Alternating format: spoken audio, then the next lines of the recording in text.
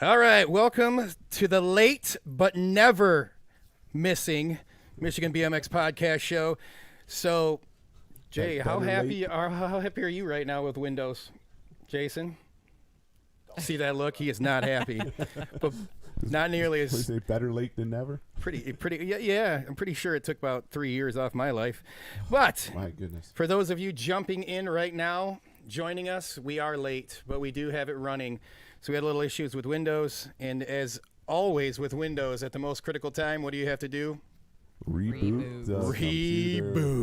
Oh, God. So for those of you joining, we'll give you guys a few minutes to jump in here. Thank you so much for bearing with us through our little technical difficulties. We do appreciate each and every one of you joining us tonight. So welcome to the Michigan BMX Podcast Show, live from the KBCo studios in the busy metropolis of Heartland, Michigan. This is, believe it or not, episode 10. I can't believe we are on episode 10 already. That is crazy. And this is the history lesson. And tonight we got some pretty special guests tonight that I'm very excited to have. One, he is now well, fully healthy, joining us again tonight. And another, for his first time, he's going to be joining us. Very, very happy to have them in here. Chris, I appreciate you taking time away from bare-knuckle fighting the coronavirus to join us this evening. Next to Chris, we do have Paul Remington, our sound engineer. And to my right, your left, is our video engineer, Jay, who's probably going to go outside and WWE steel cage match our Windows computer after the show is done. And in the back, because we needed something good to look at and not a whole bunch of dudes, we have our new our producer, Melissa, is joining us now from her new spot, perched behind the bar, and hopefully she'll still be standing up by the end of the show. We got an action-packed show tonight. We're going to be talking about all things Michigan BMX. Joining us, we got a couple legends of Michigan BMX racing scene, and that is none other than our good friend, Chris Jeffrey. Chris, come on in here and say hi, Chris. Hey. There he is. Chris, we're so happy that you're here this evening. Now, I'm very excited to bring in our guest tonight, Mr. Brian Colgrove. He'll be on our Holly Powersports video line. Brian, say hi. How's it going, guys? Oh, Brian. He is. All right. Thank you for bearing with us through our awesome little technical difficulties. We appreciate it.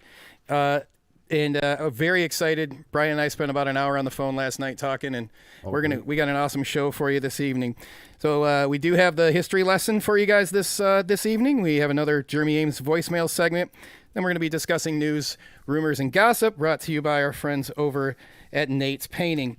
Grab a bottle of Faygo, get some Uncle Ray's chips, and whatever you do, don't be late to the finish line. Chris, tell them where they can hear and watch our show. Hey, welcome to the show, everybody. We want to make sure that you are liking our Facebook page, following us on Instagram, Twitter, all that fun social media stuff. And don't forget our one follower over on Twitch. And Twitch. Okay, you younger people need to tell some folks about the Twitch. We do have the Twitch. Thanks, Carl. Thanks, Carl. He's keeping us alive on Twitch. All right, so... also, you can follow us on YouTube, so make sure you subscribe to the YouTube channel so you can get the live show there as well. So we're live on all of those. Plus, if you can't get us and you got to get in the car or whatever, you can download podcast version of the show. You can go to Apple Podcasts, Buzzsprout, or Spotify. Plus, we're adding new ones all the time, so check that. And then if you have any news, rumors, gossip, suggestions, constructive criticism for the show, email us michiganbmxpodcastshow @gmail.com, so you get a hold of us that way as well. And share the show with all your friends so that they can find out about it as well. All right, so I think now we're going to go pay some bills. We do got to pay some bills, so we're going to listen to our good friends at Magic Motorsports, and we'll be right back for History Lesson. Hey, Metro Detroit, it's time to experience the coolest store you've never been to. Magic Motorsports in Waterford. Discover over 40,000 square feet of savings. From motorcycle parts, accessories, and service to hoodies, coats, jackets, and sunglasses from Oakley and Spy, and so much more. Looking for that perfect gift? You'll find it here. Get big discounts on everything every day. We also carry the area's largest selection of BMX bikes and accessories. And we change motorcycle tires while you wait. Magic Motorsports on Dixie Highway just west of Telegraph in Waterford. All right, thank you, Magic Motorsports, for your support of the show. Oh, thanks big time to Jim and company over there. And Chris, it is time for History Lesson. This is a segment that we focus on the rich BMX racing history here in Michigan, and we've got two awesome guests tonight. I can't wait for these guys to get us started, especially after our short little delay. Yeah, we're definitely going long tonight, folks. What else? I mean, you got to worry about kids going to school tomorrow? Well, that's true. I mean, too soon? Like we said earlier, Yes. there's no sports on television or anything. You're getting like it that. right here. Yeah. So if you want something, this is it. So come on. Yeah, we're trying to entertain the troops here as best we can. I know everybody's dealing with this whole coronavirus deal, trying to make the best of what we got to work with. So that's why we're out here in the KBCo studios. Yeah, as soon as a big lump of money falls on it, we'll switch everything over to Mac, and we won't have any issues. There we go. So, without any further ado, I want to welcome Chris and Brian in. Chris, say hi. Hey guys. Hey, All right, there he Mr. is. Chris Jeffrey. Pleasure to be here. So Still breathing, still kicking. we do have something special for you. We wanted to do this right here when we started the show, and it was something that we put together for you. And so real quick, what we have is I even had to label it super secret so you guys didn't see it on your guys' end. Chris, we're going to do this right now. We're going to do it now. So Great. Go ahead, bring that up. Chris, on behalf of the Michigan BMX podcast show and crew, you are our first induction into the Michigan BMX podcast show Hall of Fame. Wow. All right. Dude, that is awesome. That's amazing. So There you go. Very cool. it's What an honor, man. That is so cool. Thank you so much. That is absolutely freaking stoked cool. all right. So we didn't want to cause any drama. That is the Michigan BMX podcast show Hall of Fame. Hall of Fame. Yeah, it's And- not one of those other ones. Like folks are trying to. I know folks are trying to start a We ain't Michigan worried one. about it. We're So- not. This is our own. This deal. is ours, and Chris, you are the very first person, and I couldn't be more happy. That is awesome, man. What an honor. Thank And I you have guys. a- so much. I greatly appreciate that. Yep. You have no idea. That is so cool. We've Thank you. got a certificate and an award on the way for you. So the next time we have you on for the history lesson, as long as we're not quarantined, we're gonna get you. We'll get you that, or the next time I see you. All right. Awesome. Thank you guys. All right. You're very welcome. So, with that out of the way, our super secret award presentation, I do want to welcome both guests in again and say thank you guys for bearing with us, and all of everybody joining us. Thank you guys for bearing with us. So, Chris is our main man behind the history lesson, and Chris does our Michigan history lesson. He is our host for this. And joining Chris tonight, we have Mr. Brian Colgrove. And Yes, sir. Chris, why don't you tell him a little bit about Brian? Well, I can tell you what I know about Brian. Do you want me to run through some of the? No, you can, or you can All right, just. he's got a. You got a very awesome I guess resume. you call it resume. Is Yeah. very Rap long. sheet. I remember. Yeah, tell us I what remember you remember. Brian when he's quite a bit younger than I am, but I remember racing and seeing him race back in the day, back in the '80s out at Waterford Oaks and that, and his factory Kuhara gear. He was just a little dude back then, but he was fun to watch. He was fast. So I know he's been racing since 1979. That's pretty awesome. Yeah. Let's see. He's raced some national series. He's been on a few factory teams. He's been on a whole bunch, and So we'll kind of let him tell us all about that. why don't right? we ask him the question? All right. So here's the question we ask everybody. Give us your BMX story, how you started. How did you discover BMX racing, Brian? Well, in '79, my older brother used to race motocross at Baja Acres, and Baja had a motocross track, but they were also opening up a BMX track there.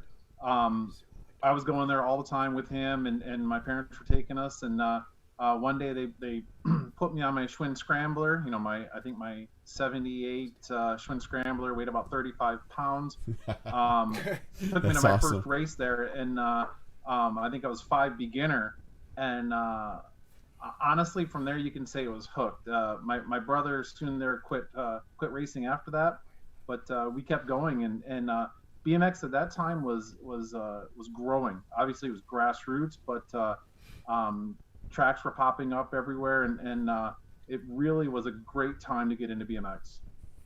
For sure. So that was your first year was 79. So when did you start getting, I don't know the proper word, but more involved with BMX, where it was starting to be where you're traveling, hitting other tracks, that type of thing? Well, pretty quickly we started hitting the local scene all the tracks in the area. 79 and 80 was kind of the learning years. Back then you had to race five beginner races, and I think get a certain amount of points, and they moved you up, and so I was expert pretty quickly. But really in 81 is when it started to excel. Back then they had teams which was called co-factory teams, and believe it or not, that was actually a pretty prestigious. If you were sponsored by them, it was pretty prestigious. And so in 81, I got sponsored by co-factory CW. I wasn't the top man on the team, but they actually, at that time they gave you bikes and uniforms and equipment. So pretty much what a factory team is nowadays. So in 81, I really started to hit the local nationals, I guess the Midwest nationals, and proving my worth there. So we do have a question for you already. So this is a first, right? Yeah. This is our. It's so hard for me to interrupt too. Like I'm really gonna struggle. It's all right. We'll be all right. What's our question for Brian? All right. Well, Ron Walker on Facebook would like to know what Brian's favorite team he ever wanted to be on was. Oh, so a team you weren't on but you wanted to be on. Well, that one's easy. So when I first started racing against Gary DeBacker, another Michigan superstar. He got sponsored by JMC. To me, JMC was everything. Like the cool uniforms, cool bikes, factory guys, and when he got picked up by that team, I was jealous to say the least. And he was in magazines with commercials and or magazine ads and whatnot. So that would be one team that I look back on and would love to be on. Yeah, that's so. Some of our newer folks that don't know, back in the day, some of these teams Brian's talking about, the JMCs, the CWs, they were big, right? Kuharas, those were the big names. Those would be comparable to today's Supercross. Okay. Is there teams now that would compare to something like that? Yeah, I mean your big factory teams. I mean, I'm just trying to think. Like a big S squared. Yeah, the full S squared. The full on. Okay. Yeah, that type of thing. So these were the big teams back in the day. All right, so JMC was a big. So you did not get on JMC. That was a team you wanted to be on. Where were we at in the timeline here? You came up to. Well, that was 81. So Charlie. So in 82 things got even better. I mean, I was starting to hit more and more nationals and doing really well, and I fortunately got picked up by Factory Kuwahara. Now, when we're looking for comparisons, Kuwahara was the creme de la creme. It was as big as any factory team is now, as big as GT ever was at the time. So, we were getting. Right now. What's that? I'm smiling right now. You would, yeah. There's a Kuwahara guy. As an 8-year-old, I mean, they don't really do this anymore, but as an 8-year-old, I was getting new bikes every few months. I was getting flown to races. I was spending my summers in California racing all the nationals on the West Coast, and I mean that's pretty unheard of for a 8-9-year-old at nowadays. No, that's nothing like it is nowadays for sure. And that's the other thing maybe folks don't know. Back in the 80s and that, to be on a team, you pretty much had to be an expert, and you had to be winning. Even just a local bike shop team, you had to be expert. You had to be winning, just for a bike shop team, let alone a full, a bike company, a factory sponsor. I got a couple questions. Yeah, we're at a pause. Two different worlds from back then until today. Factory teams are completely two different worlds. So we One do out for sure. So we got a couple questions for you guys. What? Go ahead. Charlie wanted to ask, who did Brian race back then that is still racing today? And then the second point would be, did Brian race in the 94 Worlds that were at Waterford? Oh, here's a good story. I think we're going to get to Yeah, the that's a good 94 story. Worlds in a minute. So we'll hit Okay. the first one. Who do you race back then that's still racing today? Nobody. I mean, that's a lifetime ago. And unfortunately, people have to move on. But there's a lot of people that I raced back in the day that still follow it, and we still stay in contact with each other. I see a lot of Michigan people around, but also, in my work, I get to travel a lot, and I see a lot of old BMXers that are still not involved in the sport, but still follow the sport. So yeah, that's nobody now, but I still keep in contact with a lot of the people. Okay. Is it true, the rumor mill, that you're gonna try racing again? I don't know how true that is, but what I can tell you is I'm getting a bike. It's actually in transit now. They opened up the pump track by us in Westland, and that's something for me that's I want to call it safe. It's easy to get into, and I really want to get involved in having fun there. I've been riding mountain bikes for the last couple of years and like that, but I definitely like going downhill much more than I like going uphill. And pump track's going to help hopefully satisfy that. Yeah, we were Jason and I were over there yesterday. We had Laura with us too, who's running around in the background sometime. Sorry. It's a great track. It's an awesome, fun track. It's for sure a good time. The other question I do want to answer the other question. Yes. That was pretty What? about the 94 Worlds. Yeah, nah, he's fine. Okay. Yeah. Yeah, go ahead, Brian. Sorry. All right, so 94 Worlds, when the Worlds came to Waterford, it was big. I mean, it was everybody was coming here. I was pro at the time. I wasn't the top pro, but I was definitely somebody that could hang, especially in Pro Cruiser. And I was pretty prepared for the race. I live only 20 minutes from Waterford, and I was at the track as much as anybody else, and felt prepared. Well, as bad luck has it, very first lap around in practice, I loop out on the tabletop going into the next to last corner, tear my ACL and pull my hamstring, and didn't get to race. It was actually mentally it was a crusher for me. It was obviously the Worlds hasn't come back to Waterford and probably will never, but to have it in your Maybe. hometown and loop out on your first day or your first lap of practice, it was pretty heartbreaking. I imagine. I'm sure it was. My So goodness. we snagged something. So figured it'd be a good time to show the group here that's joining us this evening. So in between Chris and I, Brian was talking about the 94 Worlds. And for those of you that have had a chance or have not had a chance, just YouTube some videos from there. It is absolutely insane, as Brian was saying. Just search Waterford Oaks. Wow. But the gang from Oakland County Parks let us borrow a couple of their trophies. So these were the trophies from that race that Brian was in.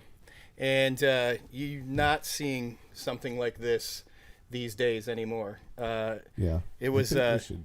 So in case I can't tell what they can see on the camera now, but there's a boy version and a girl Yep. version, and these things are plaster. They are heavy. Yeah.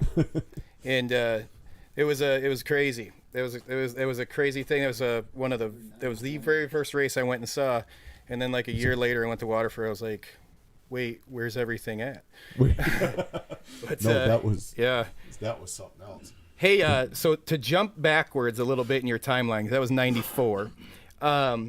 There's this name I keep seeing that pops up on here. It's this place called Bike City.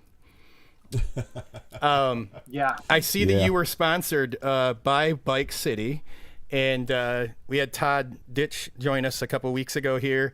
He rode for them guys, and He's on now too. is he? Hey, Todd, thanks for joining. The bike, and I drive by it all the time. Yeah. Or I drive by where it used to be. So Yeah. tell us how big, from your perspective, how big Bike City was for even the I guess it would have been a bike shop team, right? Yeah, so I mean, Bike City was was great for us. It was great for the local community. It was a great place, great owners. One of the things that I don't think they do anymore is Bike City traveled all the local Michigan races and some of the Midwest Nationals as a vending. You don't see anybody at the local tracks anymore selling, bringing a trailer in and selling any accessories or parts or whatnot. So they went to every Saturday race at Michigan, Sundays at Richfield, and Pat and Gene Hammond were just great. And when I came back to racing after my break, they welcomed me in. Obviously, I grew up in Milford. They're in Highland, so we're only about 10 minutes apart. They knew me from my racing time before, and welcomed me in and gave me some pants, gave me a jersey, and helped me out with some bikes, and they were just great people and a great time in the sport. They were. I never rode for them. I was not that good a rider, but I bought from them. I've talked to the nicest people you'd ever want to meet. Pat and Gene. Yeah, Pat I and remember them being at, to what Brian was saying about them going to locals. Yeah. So when I first got started, that's all I did was went to Richfield, and it was a treat to go to Waterford. Mm-hmm. But Bike City was where you got your stickers. They Yes. pull up and hey, this big showcase right on the counter, and you like. I don't even think they would unpack stuff, and then we'd all go and line up and get buy your stickers from them. It was that I remember, and they had tons of stuff in that trailer.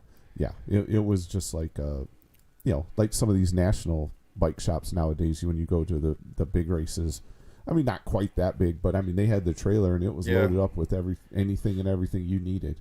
Hey guys. Well, one of the coolest things was actually, I'm a big fan of heritage and whatnot, and if you've ever been inside Bike City, it's not much bigger than maybe like a modern day living room. But there was bikes packed in there, and there was, they had a workroom in the back. It was just fun to walk through there and be social with everybody. See, I never got in there.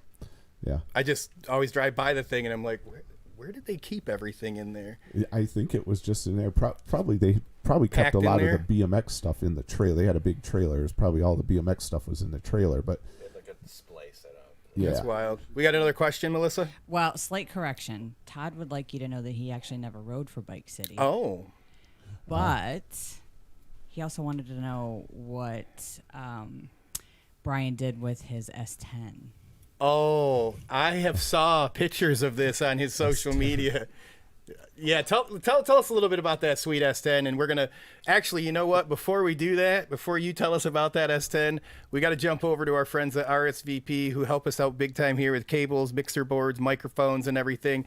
We got a commercial from them, and we'll be back to hear about this S10. RSVP Wedding and Event Designs.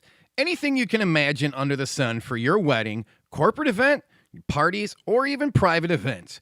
Winner of the prestigious Best of Weddings by the Knot. Family owned and operated by some really cool BMXers. Call them now, 248-301-5522, and tell them that the Michigan BMX Podcast Show sent you. This is kind of nice. All right, and we're back. We're back. Thanks RSVP RSVP Wedding and Event Design. So big shout out to John. He's a BMXer, and shout out to him and his wife who hired me, a BMXer, to work for him. So thank you guys. And again, they help us out with cables and microphones and mixer boards and all kinds of stuff. Thanks, John. Thanks, Lynn. So let's hear about this S10. I saw some infamous pictures of this thing.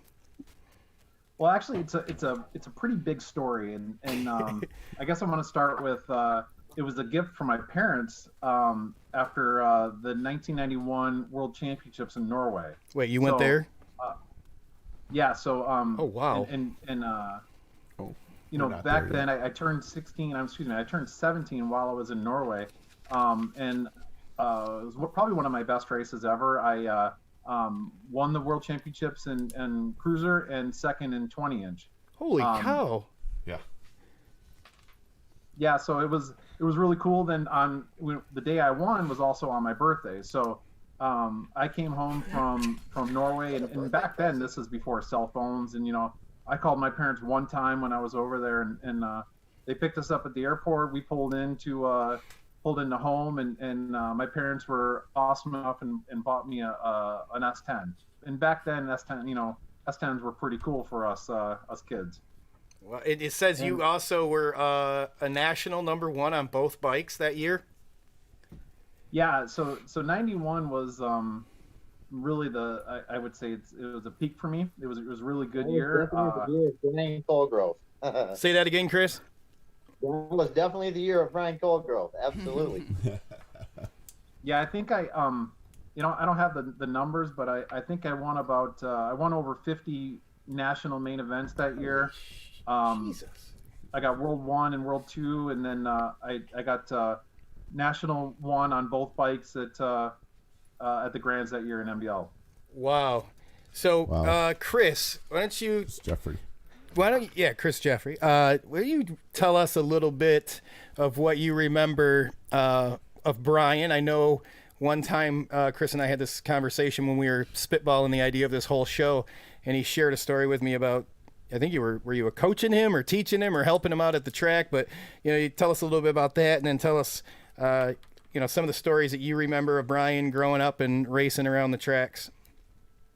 Yeah, so Brian, what I remember about Brian, actually, I was obviously older than Brian. I was racing pro in 81, and probably about 81 to 82 is when Brian Barlow and I started teaching quite a few clinics at Waterford Oaks. And Brian's dad had us working with Brian on quite a few different occasions.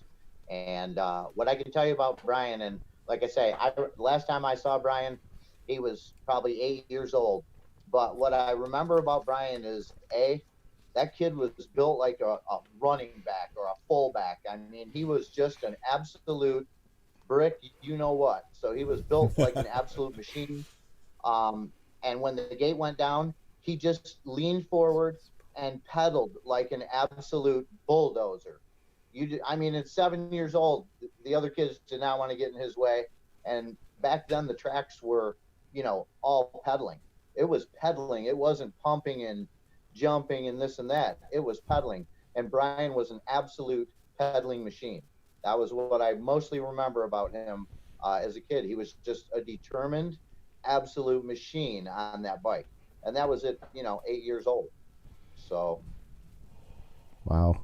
Awesome. And you followed him you'd have been a pro, and then as Brian's coming up, you were segueing kind of out of your pro career, right? That's right. And so, I basically kind of, Brian and I chatted a little bit as well before the show. And I kind of had a question for him because he had mentioned to me, that he kind of veered away from racing when he was about 10 years old. And I was going to ask him a little bit about, what made him, stop racing, or what made him veer away from racing. And then what made him come back, did he play sports, or, was it maybe football or baseball, kind of what interested him or pulled him away, and then what brought him back? Because, a lot of us racing BMX, I'm an older guy now, and I was away for many years, but I came back, and it was the best thing I feel I ever did in my life. I'm so happy I came back to it. But when you're a kid and you veer away, I never came back when I was a kid, and I'm just wondering kind of what happened with Brian, and how that he transitioned away and then came back, and then to be so successful when he came back, just absolutely amazing. Excellent so question. I'd like to ask him a little bit about that. Yeah, so I stopped racing at the ABA Grands in 1984, and at that time it was epic racing. You could race 7 days a week in Michigan. You could race nationals every weekend. It was incredible. But the issue was I was 10 years old, and I was really burned out. We raced all the time, and it was obviously great for my progression, but it was I missed a lot of school, and at that time my only friends were at the BMX track, which is looking back, it's a good thing, but I just really wanted to be a kid, and so I quit racing and I played all the stick and ball sports. I'm not very good at it, but I definitely had fun.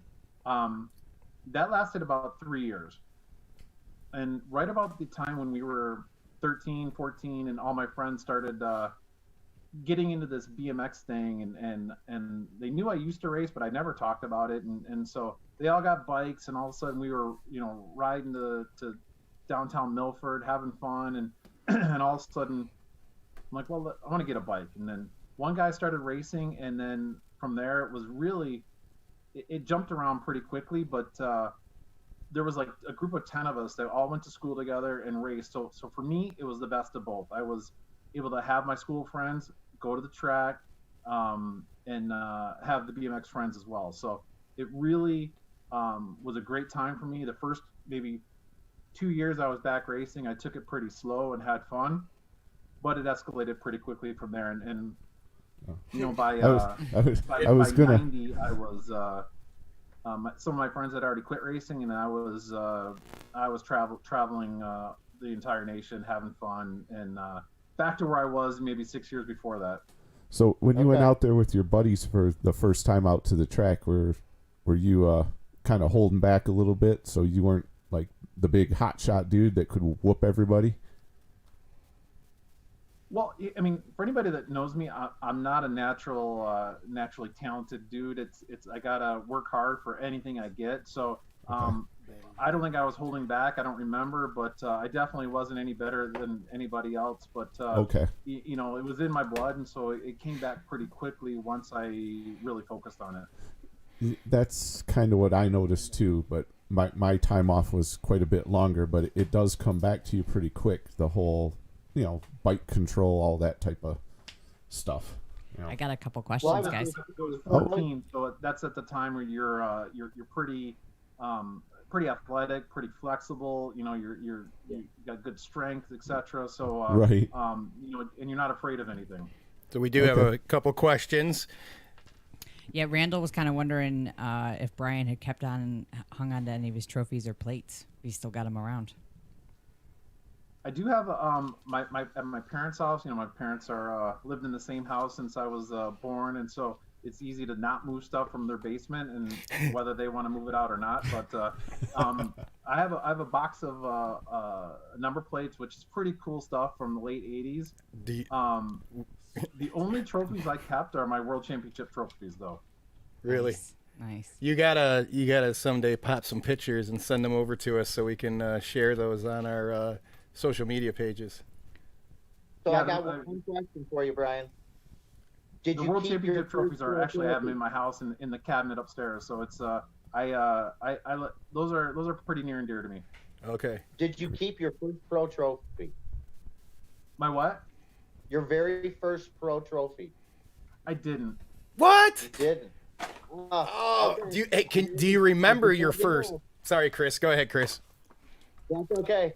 No, my first pro trophy was the very first pro trophy I won. I finished second behind Tommy Brackens, and Tommy and I have spoken about it. And he's got his black Alto. It was from the Mongoose Coliseum Classic back in '81, and I don't have hardly any awards or trophies from back in the day. I probably have 3 or 4. I have a big trophy from Bogey East from a triple 20 race there, and I've got one from Waterford as well. But my very first pro trophy has stayed with me for all these years. So we're gonna jump to a commercial. Wow. And we're gonna jump to a commercial. When we come back, we're gonna ask Brian if he remembers his first pro race, where it was, and who he finished behind, or didn't finish behind. So we're gonna be right back. We're gonna go talk to our friends here at Truth BMX.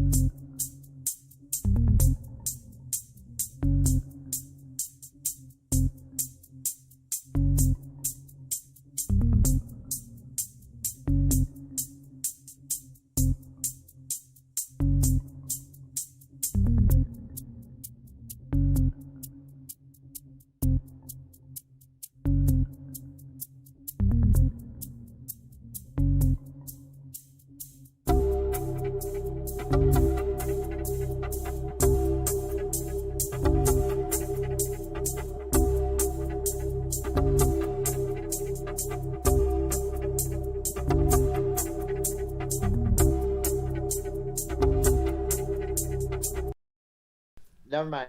We're good. All right, and we are back, and we're going to find out about Brian's first pro race. All right. So, where was it, and what was it all about, Brian?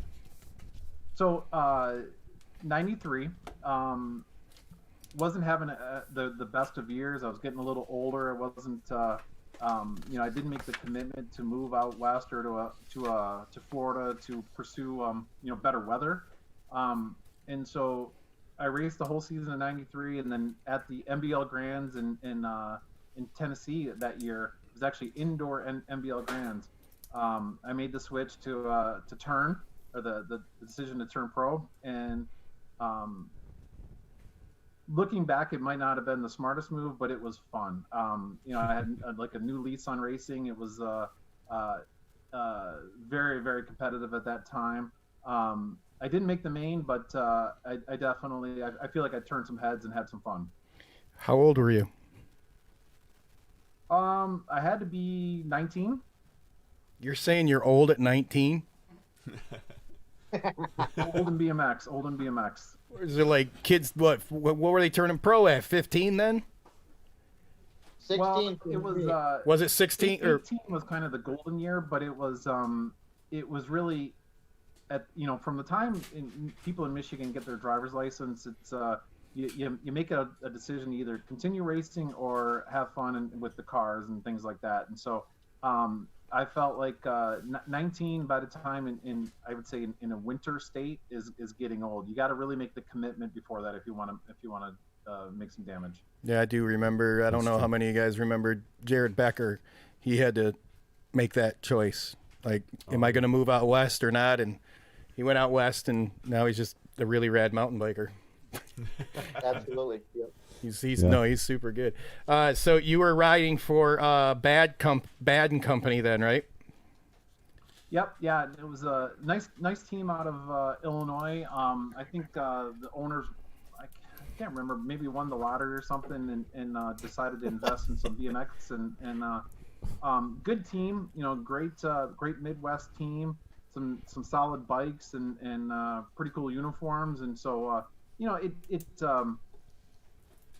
was a little more corporate than I guess I wanted, but at the time it was a good sponsor. Hey, Chris, Awesome. Chris Jeffrey, you had a question for the people watching? Yeah. I wonder how many people out there kept their first awards. Yeah. Oh, the first trophy from the first. Yeah. Their first number plate. Or number plates. Or number. Yeah. Anything from back in the day. Yeah. So why don't we have them take a picture and tag them to the page? That would be cool. And even if you have old bikes from back If then. anybody kept anything, basically, I had a whole photo album full of photos from the Smith bike team, all in one big photo album, and that album absolutely vanished over the years. So, so anybody, I know there's some people out there.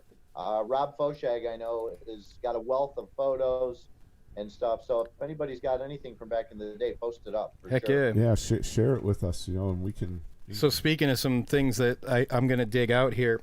Okay. So we had Brian had told us in '94 he raced at Waterford and tore his ACL and hamstring, and then in '95 to '97 he rode. Now this is finally when I started getting into the sport. So one of the number plates that I have laying around in my box of stuff is it was a Reynolds plate that I don't even remember how I got that thing. I think it was at a clinic or somebody threw it out at somebody or something. I had a Reynolds one. And Brian, you rode for the 2B Reynolds team from '95 to '97. What was that like? That was a definite switch from anything that I've done before. It was you guys know, 2B stands for it's Steve Budendeck and Hal Brindley, and basically they made clothing, they made just fun stuff, and their whole thing was make a little bit of money, but make their name having fun. Great guys. Actually, Steve Budendeck, I just talked to him today. We're still good friends, and thank God for texting, but it was just a great time. So they started off by just making casual clothes and fun, hats and whatnot. Then with they really became good friends with Barry McManus and Craig Reynolds and those guys. And one day those guys decided to make a team, and the team was just, I mean, it was the epitome of fun. From their uniforms and their stuff that they had that were just completely different than anybody else's. It was great. We got to ride our own bikes, whatever bikes we wanted to ride, and we all hung out and stayed at the same hotels, and it was literally a party for those couple years.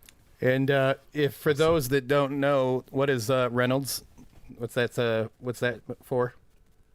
So Reynolds is Craig Reynolds, Mm-hmm. and he started making the Reynolds racing frames.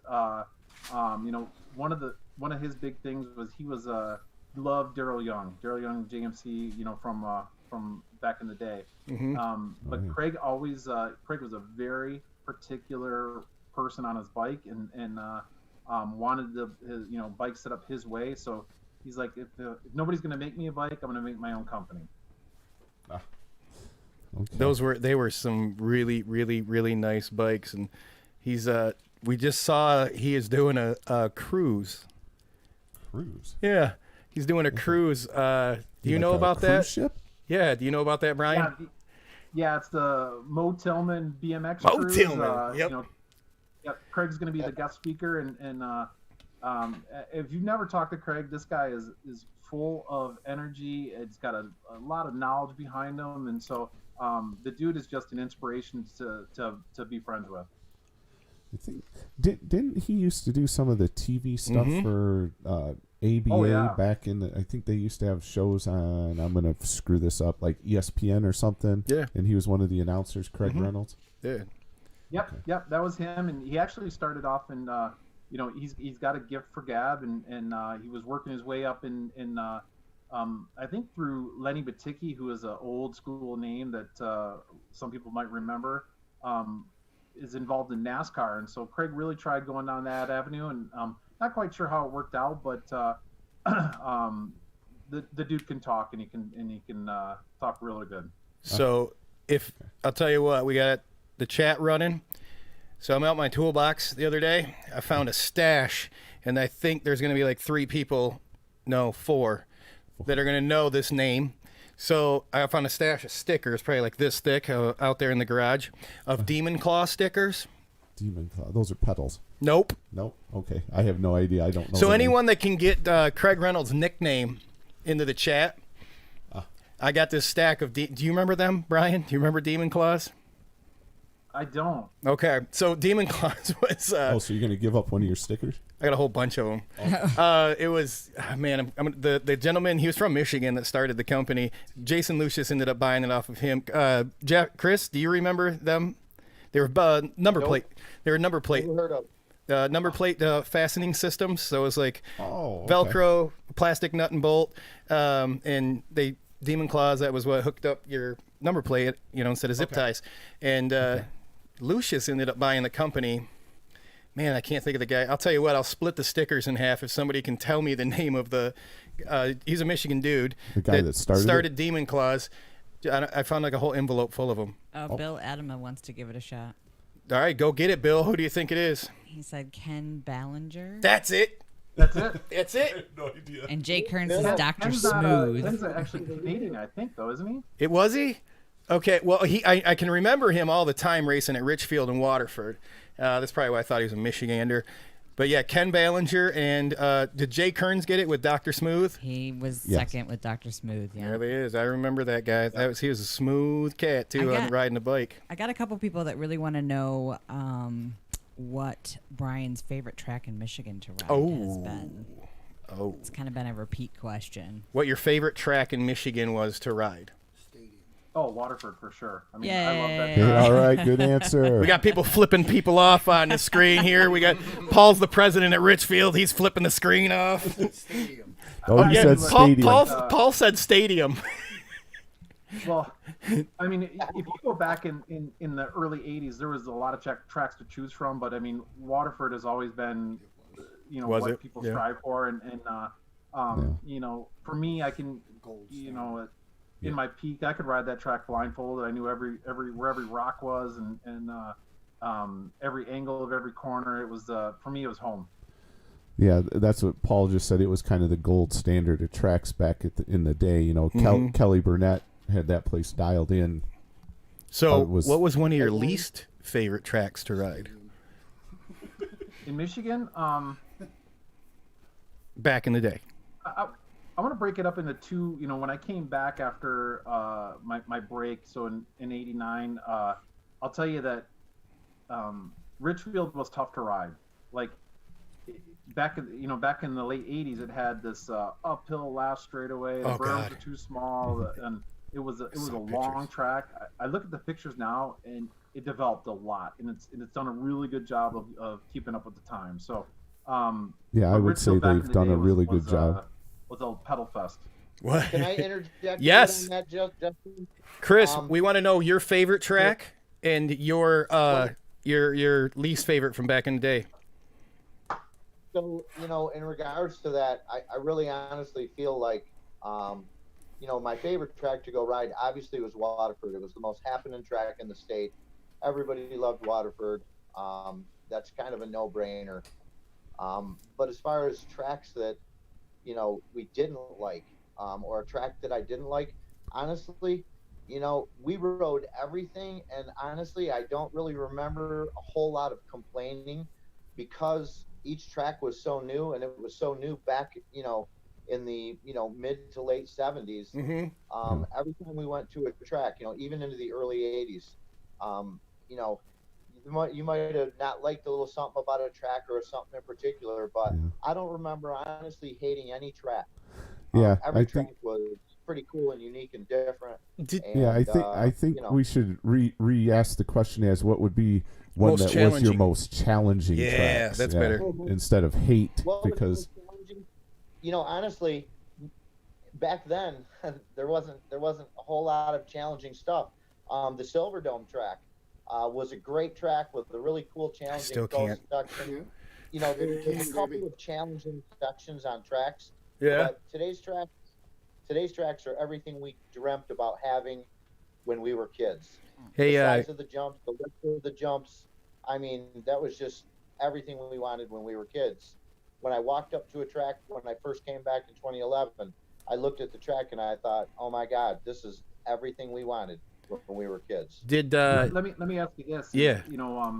Everybody remembers the track called Endless Summer. Yep. Why don't we have stuff like that anymore? Wait a minute.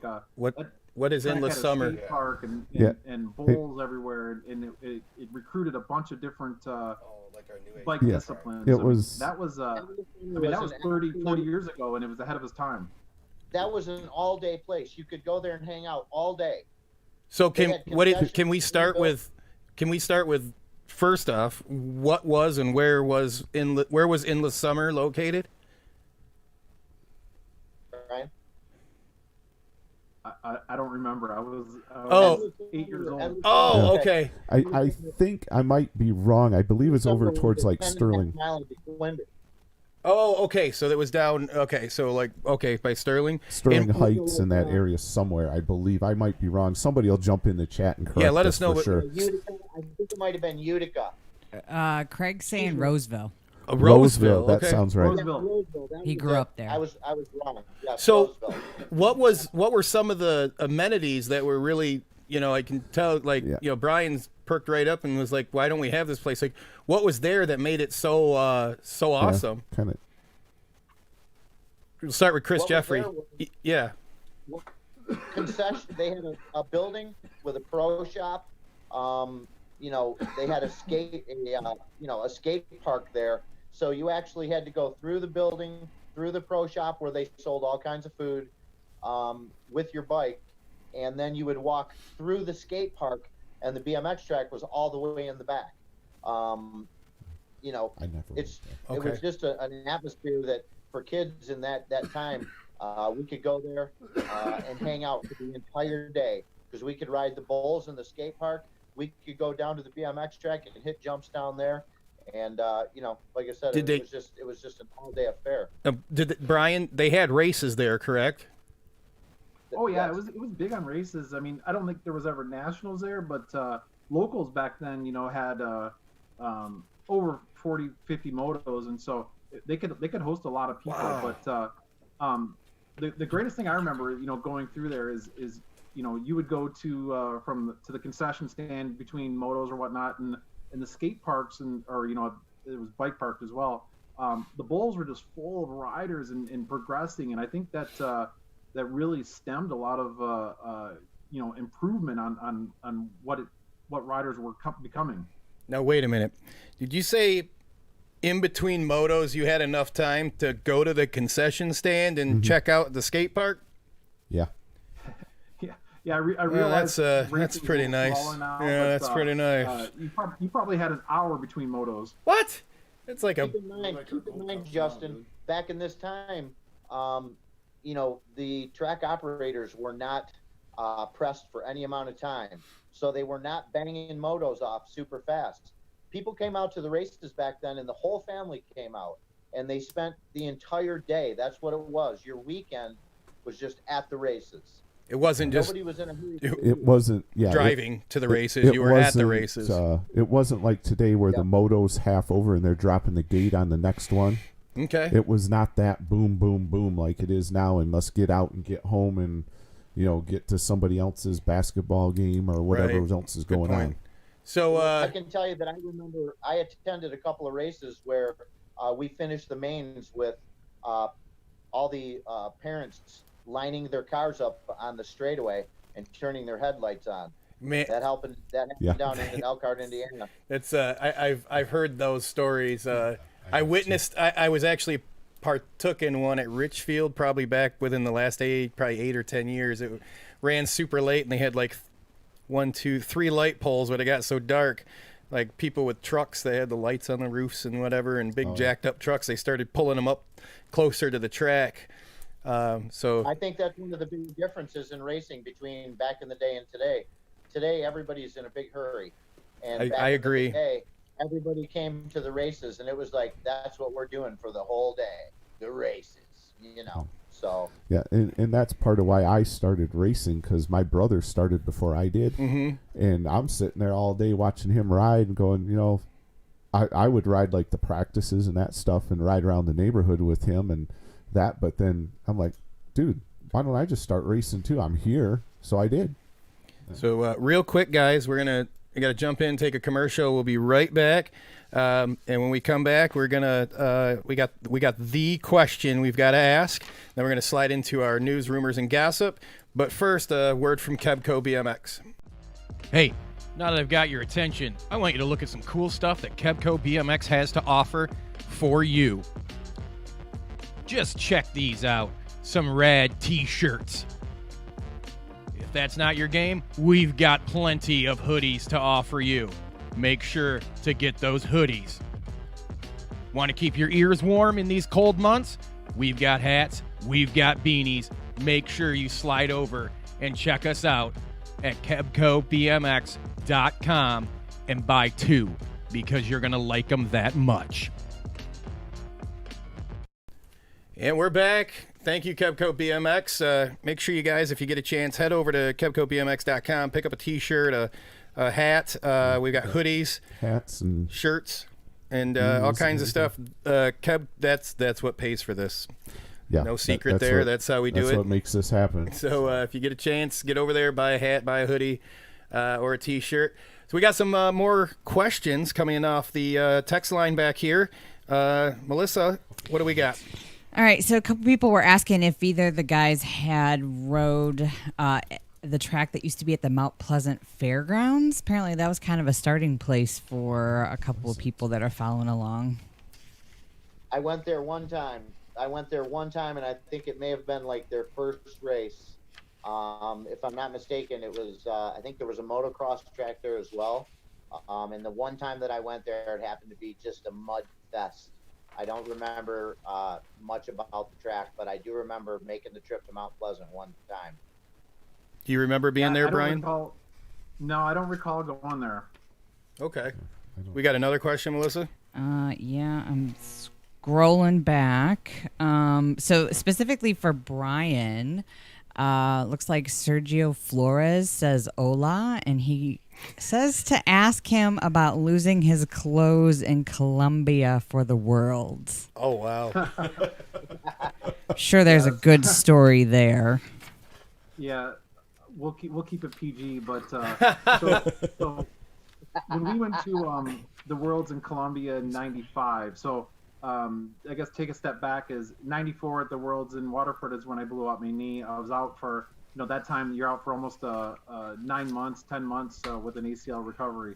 I really wanted to race the Worlds coming back, and so the following year was in Colombia. And I guess one of the biggest things you can say about BMX is the friendships that come from that, the experiences, and so I went to Bogota, Colombia with Team USA, but I met a guy there, Sergio, who asked a question. Believe it or not, Sergio, we talk a couple times a week probably now. We started off our friendship after Bogota writing hand letters to each other, and Wow. I sold him my bike and stuff when I was there, and just a great guy. But it was the experience of like what BMX is giving us, and being able to have those friendships. I mean, it's going to be almost 30 years that Sergio and I are friends, and I've only seen him a couple times since Bogota, but just as good of friends as ever. So did you ever get his? Did you get his clothes back? Story out of it. Did you? What's that? Did you get his clothes back? It's not his clothes. It was my clothes. Oh, okay. All right.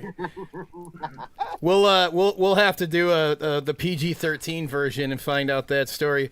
So, do we have any other questions? I think the only other one had to do with both of the gentlemen, what their first time in a BMX magazine. Oh. When that was, and then if there was any particular favorite photos or anything like that. But Good question. Good question. That is good. Go ahead, Chris. Well, back then, because we didn't have internet and everything that we have nowadays, honestly, I've had a couple of pictures pop up from some publications that I only recently now saw on the internet because somebody had them or posted them, in the 80s BMX or whatever. I probably saw my picture in a magazine twice when I was racing pro, and it just didn't happen all that often. The magazines were super focused on those top 10 pros, that were, huge on the planet at that time. So it's tough for someone like me, to get in there, and to get in there, you got to be out front. But it's pretty cool having the internet now, because like I said, I've had some pictures pop up that I never even knew back then that were in a publication because I never even had the publication. So I've had a couple. Do you remember? Honestly, Do you remember one that sticks out? One that sticks out was probably a picture from, I think it was either a BMX Plus or a BMX Action magazine. It was from the Rosebud Nationals in Oregon. I can't remember. It might have been 82, but it was a mud fest. And honestly, I didn't think I was actually going to even make the main. I was riding for the Jag Tom McCann co-factory team. Paul's nodding his head. Yeah. Paul's giving you a head nod. Yeah. Yeah, and basically I was out in Oregon, and I had to pay for my own flight home, and I did not have enough money to do so. And I had to get fifth. I had to make the main and finish fifth or better to pay for my ticket home. And it ended up being a real muddy race. Long story short, I had the greatest snap I ever had, and I was in second place behind Frank Post. And we came out of the second turn. Frank Post slid out right in front of me. And for a brief moment, I thought, oh, my God, I'm going to win this. And then Frank Post and I made eye contact. And right at that moment, Frank threw his bike right into my pathway, and carnage ensued after that. And I got up, and I finished fifth. And I got just enough money to fly home. Very nice. So we'll throw the. So I was pretty stoked. Yeah. Yeah, we'll throw the question over to Brian. So Yeah, so I've had a couple pictures in magazines. One I think in '93 I had a full page interview in BMX Plus. Wow. But one of the coolest things for me is when Snap BMX magazine started. You know, I was good friends with the owners at that time. I think he's helping you get a bike, isn't he? What's that? Isn't he helping you get a bike? Yeah, he is. Yep. Okay. Yep, same guy. And Plug. so it was the year that I got hurt at the Worlds, and Snap was just starting out. They actually printed the very first issues in Mount Pleasant. So I did not know that. cool story is I drove to Mount Pleasant right before the Christmas Classic, picked up a van load of these magazines that we were selling at the Christmas race, but I picked the very first one off of the printer, and I still have it wrapped in paper, and so it'll be never to be opened. But Snap actually allowed us. You know, we were sponsored by 2B at the time, and so they ran a lot of ads for us. But one of my favorite pictures is from the race in Columbia in '95. BMX Plus is you know, the 2B Reynolds uniform, like I said, was very unique and you know, stuck out and very clean, and had this picture going into the first corner and of practice. So, you know, back then in practice, you know, you didn't run number plates, you tried to run no pads, and hard. it was cool. Open face helmet with the Jofa and, you know, finger on the brake lever type thing. So Yeah, I'll shoot it over to you guys. Yeah, we'll put it up. Yeah, we'll share it for sure. So we're going to slide over to our Jeremy Ames voicemail segment. Then when we come back, we've got a couple videos that from the state qualifier. So we want to throw the race up from it's the Money Open from Rock City. Yep. And we've got it from a couple angles. And we're going to put it up here for you and kind of let you and Chris take a look at. Chris knows some of the people, but you embarking on getting back in the bike riding again. This will be a nice little thing to see some of the fastest guys here in the state, and we'll watch those two videos, and we'll kind of get your take on it, and we'll slide into our news, rumors, and gossip. But first up is this character right here that's coming up on your screen, Mr. Jeremy Ames. And so we found a new trick we do here with the Jeremy Ames voicemail. Brian, if you're new to this, Jeremy's quite the character in the state of Michigan and all around. He's quite the funny guy. And he just leaves us random voicemails to all of his friends. And so we started sharing them to try to embarrass him, and it's done absolutely the opposite. So he keeps them coming, and they're always funny, and they are a little tailored to those of us that are jumping in, and we're in the sport, so they're kind of tailored there. But we didn't listen to this one before the show. All we know is it might be about me. So here we go. Oh, jeez. Should be some Yeah. adult lingo. Yeah, Justin. Hey, it's Vic down here at Duluth Trading Company. I got your order in for your pants, and we got a couple problems here. We don't actually run a line of pants that would keep them that loose, dead cut in the jeans, but be that tight on your rear, honey. It would just look weird. I'm not sure who will wear their pants like that, but yeah, I'm not gonna be able to finish that out for you. You're gonna have to come in here and get resized up. I don't know what you're shooting for there, but that's just not gonna work. Also, tell your friend Jake Maxwell from that KBCo, that team you guys do, that bowling team. I can't recreate Jankos or bum equipment. Shoot, I'm a redneck and I know the 90s are over. You know. All right, boys, get it together now. Love you. Oh my God, Jeremy's getting digs on me and Jake with the bowling shirts, and if you saw last week, the pit shirts that turned out like bowling shirts that we got. It's the KBCo bowling. That Come on. KBCo. And the Duluth thing. Oh my goodness, Jeremy, more gold, and again, he's quite the character, and some of the stuff is a little tailored kind of to those of us that are in the racing. And if you missed last week's, you got to go listen to that one again, because holy cow, that had me almost crying over here. It's the comedic relief. It is. So we're going to fly, as we were saying, we're going to go down here to the races that we've got. They're at the bottom of our list for the Money Open races from Rock City. And we're going to, we put them like all the way down. Yeah, there they are.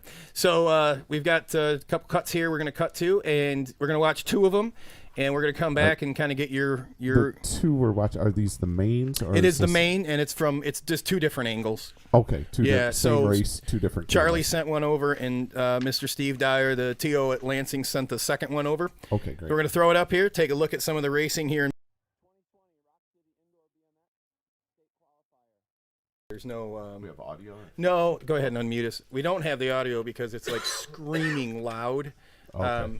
That was why we muted it. So we got the full rack here. We even had Mr. Austin Kelly in this one, and he's one of our listeners here, hanging out with us week after week. And we got the Young Bucks in here, and here they go.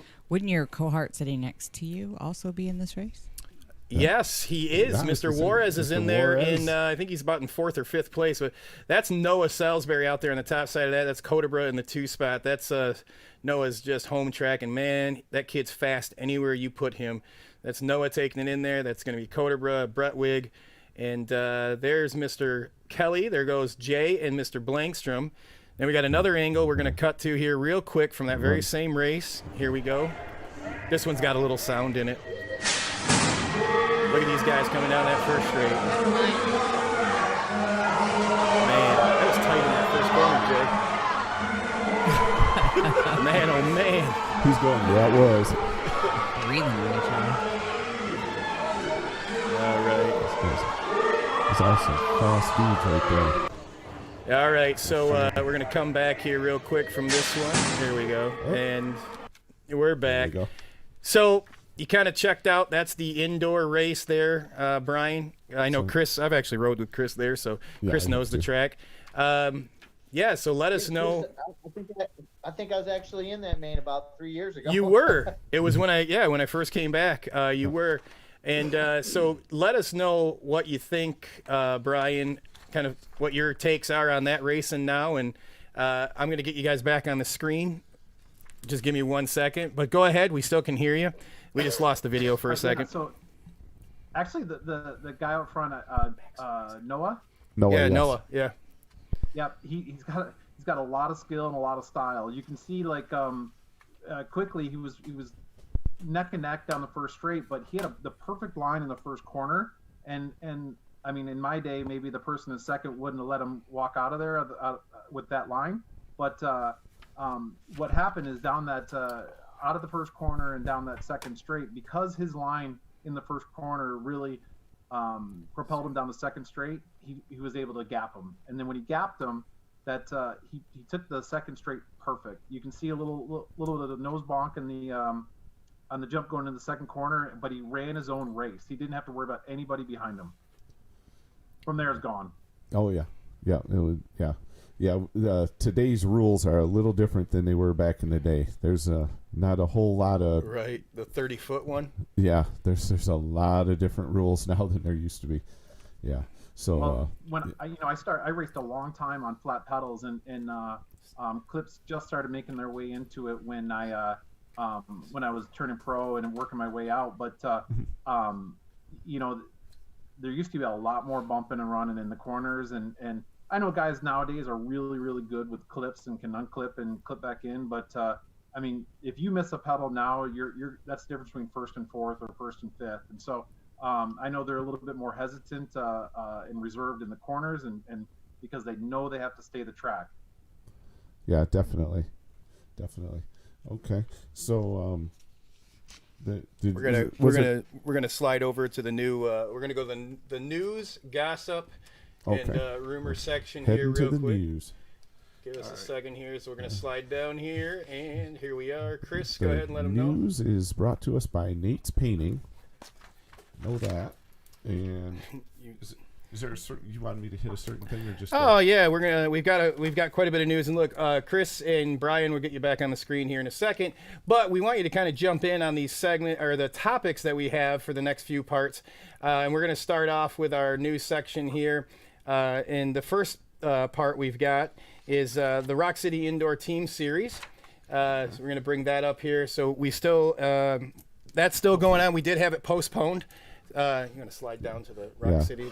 Last weekend's racing over at Rock City was postponed because of this coronavirus going around, and we're not sure exactly when we're going to get back to all that.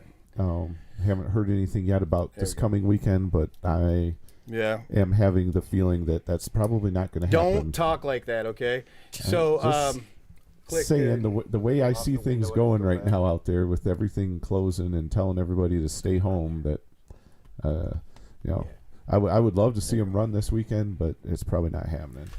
But we'll see as it gets closer to the weekend. We got the standings in there, right, Jay? So we'll go back up to there. It's all right. Don't worry about the next one down. So we're still there. We are. We're still tied with the series. You've got Michigan Wild on the top, S Squared, and they're going to be joining us here in a short while for the team segment.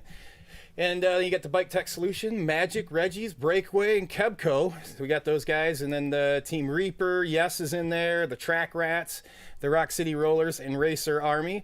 And again, it's being postponed, so I know Charlie talked a little bit about it on Saturday's show. Look, they're going to back it up. We're not going to lose anything. We still have the awards, so the winner gets the customized banner. They get to come on the show and brag how awesome they are, and they win the Rock City Indoor Team Series. So they're going to make adjustments to the series based on what's happening right now out there in the world. Yeah. So you haven't made it out there yet, Chris, for a team one, have you? No, I have not. Okay. It's Jeffrey, it's tough for me to get out there. Nope. Okay. No racing for me till outdoor season starts. No. All right. So our next piece up, Chris is going to tell us about the Rippling River discount. All right, so that is up at Marquette for their state race weekend, which is going to be, I got to get my papers up here in front of my face so I can see what's happening here. So July 16th, 17th, 18th, and 19th. So pretty much just go to Marquette for the week, all right, and hang out up there in the UP, and you can race all these days in a row. But they're Rippling... What's it called? Rippling River. We called them the other week. Yeah, we called them on the show live. Rippling River Campground up there by Marquette. They're offering a 10% discount on all their campsites and their cabins, starting on. Oh, it goes between the 15th to the 15th to 19th. So July 15th through the 19th, they're offering this discount up there. So check those guys out. They'll have the info up there on the Marquette BMX site. So but what they got going on up there that weekend? There you go. Because we're going to talk about that because we got some other news that's going to piggyback onto the Marquette weekend up there. Okay. So let me run through that real quick. Heck yeah. Let them know. Dude. Okay. So here we go. So July 16th. This is all at Marquette. So July 16th is their Race for Life single point race, and that's going to be a Thursday. Then Friday, July 17th, is their Earn double point race. And then on Saturday the 18th is their state series, and that's another double point race. And then Sunday the 19th is a Gold Cup qualifier, and that's a triple point race. So all you guys chasing these district points out there, this is where you want to hit this weekend. I mean, shoot, you get a single, two doubles, and a triple pointer. So you can really clean up on the points if you head up there for that one, for sure. Then we have we just got breaking news right before the show. From our friends over on the west side of the state. We'll pull that up here for you right here. So they Rock City Outdoor? Yeah, the Outdoor is booking themselves a multi-point race that's going to piggyback along with Marquette and Traverse City. We're going to talk about Traverse City in a second. Rock City Outdoor, July 10th and 11th. They've got Friday night. They got a double point race under the lights. Under the lights. So it's up on the screen right now. Chris, Jeffrey, you gonna make it out there for that one? State qualifier, yeah. Man. Yeah, I'm looking to do pretty much almost every outdoor state qualifier race that I can get to because my goal this year is up late. Nice. So they're also going to turn around the very next day, and we're going to have a triple point race there at the track. So we're talking like, less than 12 hours, 500 points. And so those are you guys. We also have the Traverse City race that also is going to be, let them know what that one is. So Traverse City, Grand Traverse County BMX, June 27th and June 28th. So the 27th is their state series race on Saturday, and then Sunday, June 28th, is a Gold Cup qualifier. Can I interrupt real quick on the Rippling River? Got some chatter going on that they're getting pretty booked up. Oh, wow. That's good to know. Randall made a note that last week they only had 6 tent spots and 6 camper spots, and all the cabins were booked. So I'm thinking if you're wanting a spot, calling ASAP is the way to go. I would say call them first thing in the morning, get your spot. And then, again, we were talking about these guys. So in July, we're going to go down there to Rock City. We'll have their 500-point weekend. So, look, Michigan's looking really, really good for multi-point racing this year.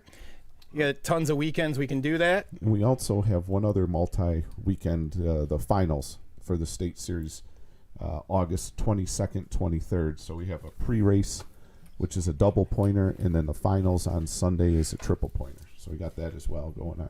Yes, so lots and lots of points, which is nice because this helps the local scene, right? So that's what's important, and really pushes the state series along with the district, because you got the state races going on, triple point race and the Gold Cups. You get some nice practice, or not practice. You're gonna get some nice points, but at those Gold Cup races, if you're only racing state level or locals, that's some good racing for you, because it brings out some fast cats to those races. Plus, it's just a lot of fun. You get to see all these people. You race with them all the time. Looks like Damon might be doing some DJing for us out there, possibly. At which one? He didn't specify which one you guys were talking about, but he said he would be DJing live after the show, playing all our favorite roller skating music. Nice. So really, anyone I'm sure that he would show up to. Roller rinks. Great. Roller rink music. We got to work Damon into the remote show somehow. Just set him up like beside us or something, and have his own DJ booth. That'd be sweet. Just cut to him occasionally. Yeah. So then we gotta talk about the new segment we're gonna be adding to the show. It's the Coach's Corner. It's under our training tips. So we got this guy. So I know Brian, Chris, you guys know a lot about the training and coaching and teaching and everything with your guys' careers as pros. So we thought, hey, we got a show about BMX. Let's talk about it. Corey is a super fast racer. He's been off his bike for a little while. This is a little older picture. It's probably at least 3 maybe years old or something. Yeah, But that looks a little older. Yeah, Mr. Corey Walser. He ridiculously fast still, even with the injury to his hand, still super duper fast.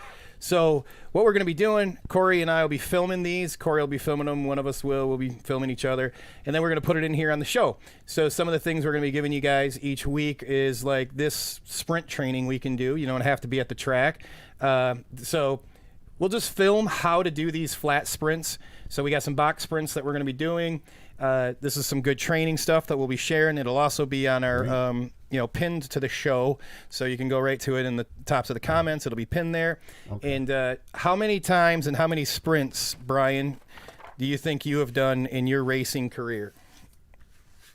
Oh, too many. And luckily I never had any of those tank slapper crashes. But, sprinting is one thing. It's especially on the older tracks, the hills were typically really small, so you had to have a lot of power out of the gate and sprint speed. So we used to work on sprints all the time. Wow. What about you, Chris? You still banging sprints out? Because I know you're still racing. I do not do a ton of sprints anymore. I did honestly when we spoke before. When I pretty much dedicated my year to making my main at Grands in 2016. But at my age right now, I'm riding a lot. I've been to the track twice now, actually, in the last week. So that's pretty amazing because I haven't ridden a BMX track since I was in Orlando in October. So, I've done quite a few sprints. I do want to say one thing, I honestly feel like just a little reference towards, clips and flats. For anybody listening, honestly, I feel like I get a better snap in flats. And I feel like I get a better dig out of the hole. So my first 3 or 4 pedals coming out are better on flats. What do you think? And that's really why you see a lot of pros doing sprints on flats. Yep. I love riding flats, so I did ride clips at the track. Here when I was, there just recently. But as far as training sprints, the sprints that I did on flat pedals. and yeah, they're definitely beneficial. Absolutely. And that's where all of our sprints will be coming from, is the flat pedals. So sound off in the chat, flats or clips when you're doing sprints. I want to hear it, and we're going to be coming right back. We got to go throw some commercials to our friends at Heavy Pedalz. We'll be right back. Heavy Pedalz BMX Zine. Voted #1 BMX zine in the world by Michigan BMX Podcast Show viewers and listeners. Get your copy now. Heavy Pedalz is sold locally at Solon Bicycles, Ray's MTB, Reggie's Bike Shop, and globally at heavypedals.com. Make sure you get over to our Facebook page, give us a like and a share, and while you're at it, head on over to our Instagram page at Heavy Pedalz BMX. You'll see. Yep. All right, and we're back, and we are going to be talking about the Heavy Pedalz real quick. Issue 2 is out, correct, Chris? Issue 2, yes. So this is issue 2. Our buddy is on the show last week, Mr. Chuck Nagy. This is the magazine he was talking about. This is issue 2. This is the color version. Let's see, some of the some of the articles in there. Yeah. It's a 56 color, full page, full color, 50. My gosh. 56-page full color mag. There you go. Chuck's listening too. All right. And Can we acquire one of these magazines? Say that again. You guys know? Can we acquire one of these Yes. magazines as of yet? And we will. You can. Okay. Yeah, we're going to plug it here in 1 second. Yeah. All right. Okay. So it's a 56 page, all with color pages. There's stories on 22-inch bikes. That's the new thing folks are digging awesome. into now. 22-inch bikes. It's a good time. There's also some stories in there about the Rock City Indoor. There is some really nice articles on the Rock City, and it was Brian wrote that. Brian Miller, the photographer from up there, and he good article there. And then who else was in there? And he says there's also an article in there about, man, I wish I could see this better. Oh, you got Poor Boy Steve. I bet you Brian can tell us. Brian's got something he's going to chime in here in a second on our flats and clips. I bet you he can talk about Poor Boy, and also over there at Rockford. And Chuck, just another bang up job. The first 100 sold out, I think, in the first day. Oh wow! So really, really cool. Got the special sticker in here, and again, got to tell him it was really cool. He sent one to the show for all you guys here. And he gave us one we're going to keep here that he personalized. Chuck, that's super awesome. And for those of you that haven't got it, where can they get it at? Okay, you can go to Heavy Pedalz on Facebook. They have a link there. You can order it. Says it's $6.50 shipped to your door. You can also get it at, I don't have that. You can go right to his website, heavypedals.com. And it's spelled P-E-D-Z. With a Z. Yes, sir. Go check them out there. And then there's some of the local bike shops, like Ray's Indoor Mountain Bike. I think it was at Reggie's. Selling bikes. What's that, Chris? I can't wait. I want to get an issue so bad. I want an issue so bad. I'm going to get myself one. Yeah, the magazine looks super cool. I ordered them, and I bet you I had it within 3 days, I think, or something. He's right on it. What do you got back there, Melissa? Chuck's being humble, and he says he sold out in 2 days. Oh, I think if we go by technicality, though, it was a 24-hour period. So he said the 6.5 was pre-orders. There you go. Okay, so the price is different now because it was the so pre-order. now it's $6 plus $1.80 for shipping. Okay, still a bargain for what you're getting. 100%. Brian, Brian, you wanted to chime in on the flats and clips, man. Yeah, so I mean, clips really, I raced in a time before there was clips, and then I was around when the pioneers like Mike King, Brian Lopes, and those guys, transferred clips from mountain biking to BMX, and obviously their acceleration was insane. But I want to point out though that the kids that are doing it now, I think they changed some of the rules. Now you got to be a certain age group and a certain caliber. Yeah, of racer the before rules you're doing actually clips. take effect. Some of them take effect this year and next year. Okay. But what everybody needs to understand is that when you're practicing sprints in the street, you have to use flats. And the reason you have to do flats is your foot placement is everything. When you got to learn how to carry that pedal underneath, so your left pedal or your weakest pedal or your second pedal is just as strong as the first, and you want to pedal in a 360-degree circle rather than chopping wood up and down. And it's all about pointing your toes. The way your toes are angled when they hit the pedals is or when you accelerate is everything. And then if you're able to transfer that over to clips, it's going to be that much better because you can learn how to obviously do the push-pull technique on clips. So if Corey's busy, we can just get a hold of you, right? Well, he's got it done. I'm not as good as I once was, but I could probably handle my own still. I don't doubt that either. I don't either, actually. Not at all. I think you're going to find it. Your call out to the chat looks like flats for days. Flats for days. I love it. Couple of clips here and there, but mostly Chuck was wondering if you said clips or chips because he's in love with chips. I love me some chips. What was it? Ray's? Uncle Ray's chips? No, Uncle Ray's chips, man, There in you go. Michigan. God, I love me them Uncle Ray's. Man, that and some Faygo. Get that cherry Faygo. You're set to go. We're going to move on in the news here, and we're going to slide over here to our Capital Area Family BMX raffle. And we should let them know what they have a chance to win. So what's going on over there? Capital City Family BMX over in Lansing. They've got a raffle going on. You can buy a ticket for $5. You can get those online. Go to their website, their Facebook page. They have a link to their Square account. The raffle is for your choice of either a PK Ripper Pro XL frame or a giant balance bike. So you can pick one or the other. If you want to go check these things out in person, you can go over to Scooters Holt Pro Cycle over there in Holt, Michigan. Check them out. You can also buy your ticket there. The Scooter was on a couple 3 weeks ago with us. So they're looking to raise some money for that, and they are going to do the drawing, I believe. I got to turn It's going to be live. Live. And, I think it's April 18th, if I remember correct. I might be wrong. I'll find out. It's pretty cool. They're going to do it live. Yeah, April 18th.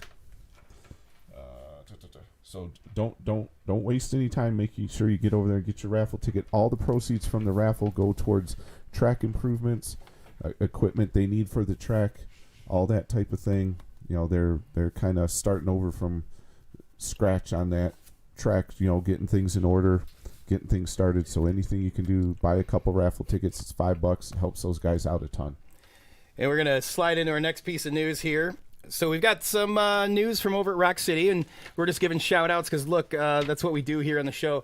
And if your track, if your team, whatever, if you're part of BMX and you want to get some news on here, please send it to us.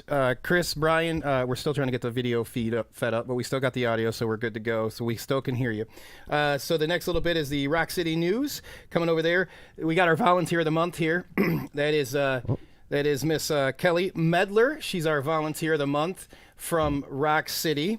So give her a shout out. Give her thanks in the chat. Say, hey, we appreciate you, because all these tracks are ran by an awesome groups of volunteers. All volunteers. And then our next little tidbit here is this little young ripper, Mr. Blaine Rogers. He is their rider of the month over at Rock City. It's kind of a neat thing they do too, by the way. And that is cool. I know. Good job, Blaine. Good job, Blaine. Thank you, Kelly. And if your track isn't doing it, just steal it. Steal it. They don't care. And if you need to make these little things right here, I got the software. I can send it to you. That's what I did with Chris, so they can make them over there. It's free. I really recommend you do it. And shout out again to Blaine as their rider of the month. And also we have a couple move-ups coming out from the west side because, they get to race year-round. Yeah. So, I think we should address that really quick. Folks are giving us a hard time because all we talk is Rock City. But the only place racing, man. They're the only place racing, people. We can't talk about other stuff because they're not racing. So, but, if you do have info, email us. Please send it over. Text it to me. Send it to Chris. Put it through Instagram, Facebook. It doesn't matter. michiganbmxpodcastshow @gmail.com. Send it there. You guys all know me. You can send it myself or Chris. And our next guy here, Mr. Cleaver. Fast little dude right here. Already moving up. He's headed to that intermediate class. Congratulations, John. And our next guy that's moving up, Mr. Carter Ellison. He's headed to the Intermaniac class also, so shout out to him. Very nice work over there on the west side. Awesome. And you guys, they're bringing them up, man. They're bringing them up and feeding them into the system, and they're doing a really, really good job over there. We got one more little tidbit that of news here. We're going to talk about Music City down there at Nashville. Chris is going to tell us a little bit about them. Yeah, I know. Let's see here. It's up on the screen for you. Oh. Yeah, well, you probably can't. Yeah, sorry, my bad. Okay, so Believe in Nashville. So, a few weeks ago down there in the Nashville area in Tennessee, they were hit hard with tornadoes. There were winds over 175 miles an hour. It destroyed many other communities in the Nashville area. So the folks over at Rock City a couple weeks ago at the state race, they decided to forego their 50-50 raffle and take up a collection, and they're still able to take donations up until April the 4th, and then those will be delivered down to Music City BMX on April the 5th. And if you want to make an online donation, you can go to Rock City BMX at rocketmail.com. Oh, PayPal. I'm sorry. This is a PayPal donation. Yes. So you can go onto PayPal and go to rockcitybmx at rocketmail.com, and you can make a donation there. Like I said, all the money made in this donation will be taken down there to Music City BMX on April the 5th. Yeah, so make sure. One thing I'd like to add about Nashville is, my oldest daughter, who's now 22, went to college in Nashville and graduated there this past spring, and she lives down there now. So she was about 6 miles or so from the from where the tornadoes hit. It's a pretty dire scene down there right now, and for a city that was really, really growing. So all the help for them would be best. Appreciate that. And that's going to wrap us up this evening. I appreciate you guys working with us through the technicality difficulties at the beginning. Do we got any questions left in chat that we can? No, you guys pretty much covered just about everything. Everybody's been real complimentary and excited to have Chris and Brian on the show, and it's been awesome. Sounds like we might have enough to bring them. I could talk BMX all night, so let's. You want to come back? I'm on your dime. It's all right. Fun for me. So we're going to get you back on here. We'll get you back a little bit into the outdoor season, and maybe we'll see you at the track. But I want to say, thanks to everybody that jumped on. I got to throw out this real quick. We didn't have time to throw it up on the screen, but it will be on our social media immediately following the show. So coming up in the next few shows, going to let you guys know what we got slated for you guys. Coming up the 25th next week, we've got Chris Medler from Michigan S Square team. The April Fool's Day, which it's not an April Fool's Day joke. We have Jim Cassidy and Gavin Willits from the Magic Regime over there in Waterford. Are you sure you got them? I've worked and worked, and I told Jim I'd get Gavin on with him. Okay. Gavin? I haven't seen Gavin in months. I know. So, but we're probably gonna have Chris Jeffrey on too with him. Okay. So we'll I told him he could just bring the whole team on. It didn't matter.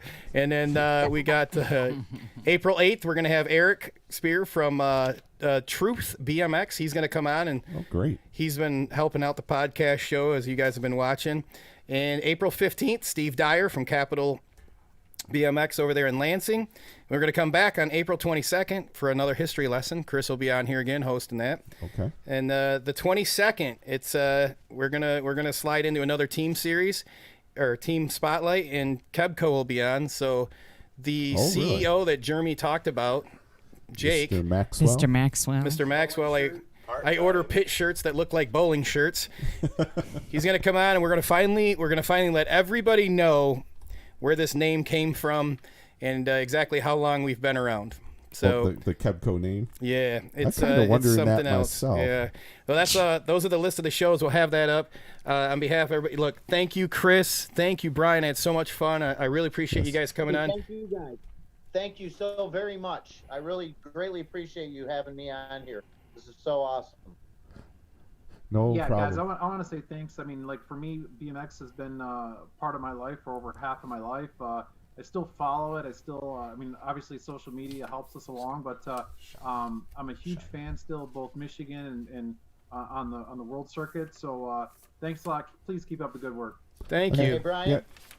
Yeah. Brian. Yes, sir. Hey, when that new bike comes in, you get with me. We'll go out to Richfield. We're all gonna go. We're all gonna meet Brian at the pump track. Then we'll go up to Richfield.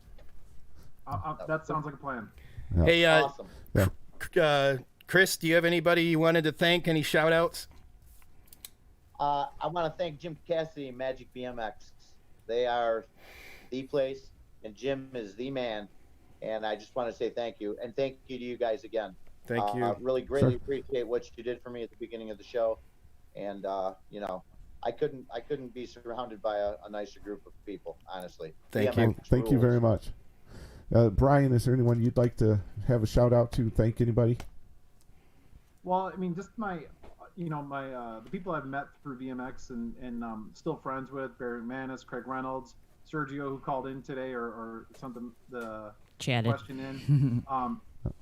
Steve Budnick at DK for helping me out with this bike. Like BMX is still such a huge part of my life. Whether I've raced I haven't raced in 20 years, but you never leave it. So to all those guys, thank you very much. Again, we apologize the last few minutes we've went without the video. Our video conferencing isn't coming into the software that we use to broadcast with, so I apologize. But I have a feeling we're going to be doing some troubleshooting when we get off the air. Either that or Jay's going to take the computer out and just pile drive it. Can I interject one thing? Yes. Sure. I just wanted to remind everybody to get those pictures of your trophies or your Number plates. Number plates. There's a couple on the Facebook page right now. Thanks, awesome. Jay, for putting some stuff out there. And I believe there might even be a picture of your the sticker that you mentioned. The Demon Claws? Yeah. Somebody might Oh, have my had Lord, I a don't know. T-shirt with that awesome. on there. So check that out. But then So- please keep that rolling. That's a fun thing for everybody to see. Yeah, you guys go out in the garage, go down in the basement, dig the old stuff up. We want to see it. That we love looking at that Hey, stuff. Yeah. Chris Beer. Yes, sir. I just want to make sure that my Patterson is still safe. You're Patterson. So for those I that are did new, not that is know a you very, had one. very old, awesome bike. Brian Brent. Yeah. So I again, I let Chris have my Patterson, quite some time ago. I just want to make sure he's taking care of it, and it's all good. So. do you think he should bring it and we can set it in the background, Chris? What do you think? Or I could maybe set it in the background at my house. Now the truth goes All right. out. All right. Well, hey, another thing for the chat. If you guys want to see the old school Patterson, I'll bring it out here. Just let us Yeah, know let us in know. the chat. Let's Say get yes Chris or to no bring on it the out. Patterson, and yeah, I'll bring it out. No problem. Awesome. Again, okay, so thanks everyone for joining us this evening. Special thanks to our guests. Thank you guys so much. Make sure where can they find us, Chris? All right, And make we're going to sure slide you out. like us on the Facebook, subscribe on YouTube. Make sure you hit the notification bell. You can catch us live on both of those. Also, we're live Periscope, Twitch with our one follower. Also, you can get our Yay, Carl. Carl's the man. He's the Twitch dude. All right, and podcast version of the show as well. You can get on Apple Podcast, Buzzsprout, Spotify, and we're adding more iTunes now, all of it. iTunes, We're on 'em. all those. So Google. just Google it if you need to get the podcast version. Just follow us on Facebook and share it with all your friends. We're really trying to hit as many people as we can here in Michigan And beyond. and beyond. Really, yeah. All right, you guys have a great Hey, night, man. and thank you. With any last words, Justin? Chris? Yes. Yeah, I got one last thing to say. Okay. Mila Kelly. Oh, there it is. That She was girl- killing it. That girl is coming. All That right. girl is coming. We saw some Oh, footage. yeah. You guys got to watch out. It's Little coming. Laura's coming too. There you go. Mila Kelly is She made it around the coming. skill track. Cool deal. All right. Hey, thank you guys. right. Brian, thank you. Chris, thank you to everyone here in the studio. Paul for running sound. Jay for running the our video over here. And Chris, thank you. And Melissa. our producer Thank doing all the chat. Thank you guys. You guys have a great night. All right. God bless.